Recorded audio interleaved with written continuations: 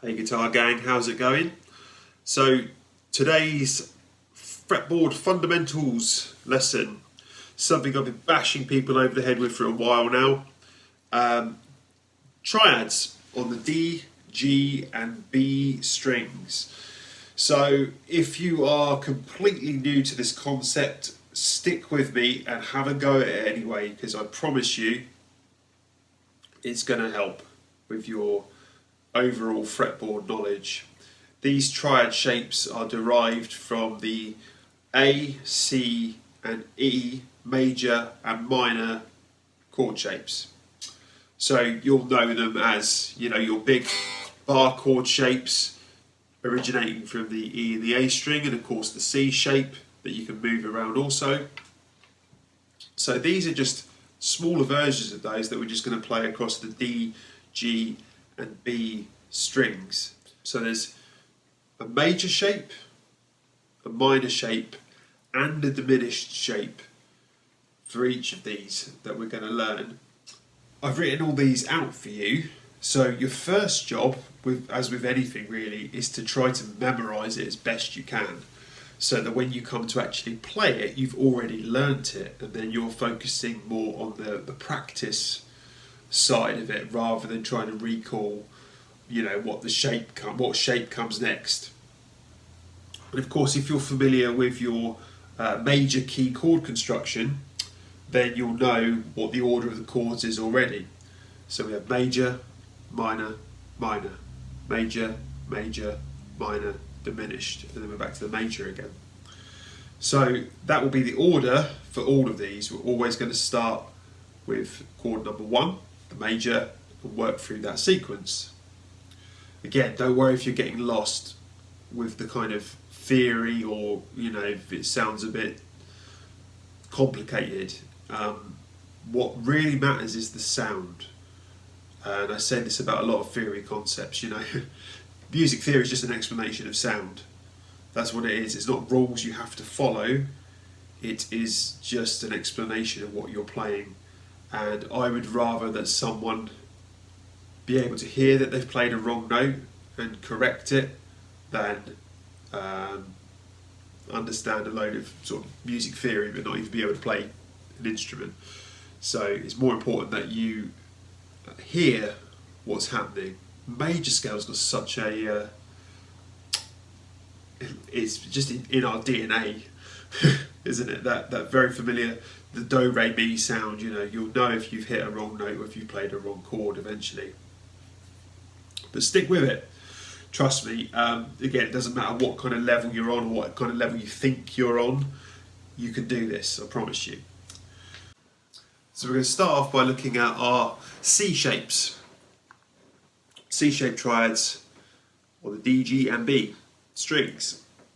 So, all derived from either this shape here, or you can think of the C minor shape is that. So we've got this one and this one. And then when you transfer that down to the D, G and B strings, you're going to have this shape here. See, that comes from this chord here. And this one here. So, it's kind of like a backwards D shape almost. Well, it is, but major, major, minor, diminished, back to major. So I'll play those through. C major, D minor, E minor, F major, G major, A minor, B diminished, back to C major. So we can play these along with the backing track. And again, it doesn't matter how you play it. You can pick it, you can strum it, you can do what you want. Just make sure you've got the shapes down, and then we're gonna, in the backing track, we're gonna go up and down. So make sure that you can confidently do these in reverse.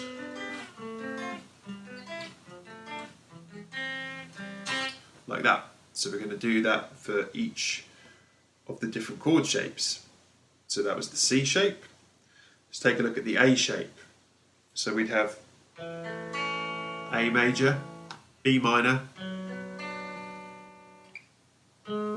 C sharp minor, D major, E major, F sharp minor. Then we're going to have our diminished shape here, and then back to major. And then again go backwards. So A major, G sharp diminished, back to F sharp minor, E, D, and C sharp minor. I have to think there for a second. B minor, A major.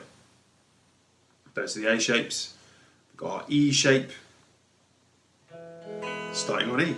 So we'll have E, F sharp minor, G sharp minor, A major, B major, C sharp minor, D sharp diminished,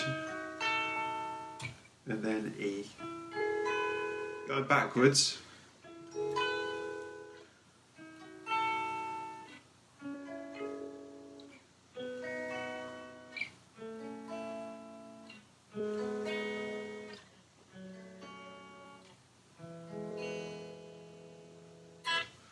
So, there you have it. This is a longer term mission, I would say. This isn't something you're going to master in a week or two necessarily. It might take you, a few months even to really get these under your fingers. But that's what we're practicing. Like, this isn't the sort of exercise that you would just do once and go, "Oh, I've got this." You really need to commit these shapes to memory if you want to be able to, really understand what's going on, not just with chords, but just where those chords appear on the neck. So when you're wanting to base solos or something around triads, as opposed to just learning a scale and knowing where all the chord tones are all over the neck, this is really, really useful information. And of course it sounds good as well. There's a lot of times where you don't necessarily want to be playing like a full bar chord with a band. You might want to just play on the higher register, and that allows your guitar to cut through a little bit better and not get lost in all the low end kind of rumble of like the guitar, a bass guitar, a piano, the drums, keyboards, brass, whatever it is you've got going on in your band as well. So highly recommend that you get these under your fingers in this fretboard fundamentals lesson. Any questions, of course, let me know, and we'll be doing a whole lot more on these in the future as well. So have fun with this and take care, practice hard, play easy.